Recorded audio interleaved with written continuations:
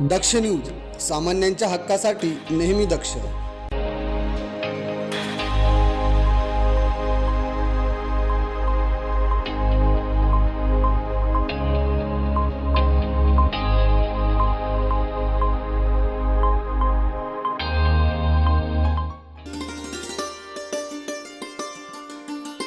दरवर्षीप्रमाणे यावर्षी देखील संत रोहिदास युवा फाउंडेशन महाराष्ट्र राज्य यांच्या वतीने संत रविदास महाराज यांची 649वी जयंती मोठ्या उत्साहात साजरी करण्यात आली.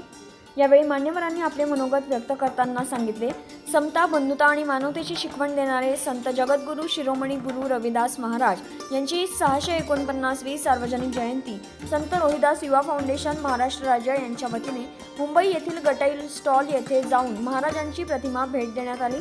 त्यानंतर कुर्ला ठक्कर बाजार चौक आणि नवी मुंबई येथील संत रविदास महाराज मंदिर या ठिकाणी जाऊन मोठ्या भक्तिभावाने संत रविदास महाराज यांच्या प्रतिमेचे पूजन व पुष्पहार अर्पण करून जयंती उत्साहात साजरी करण्यात आली.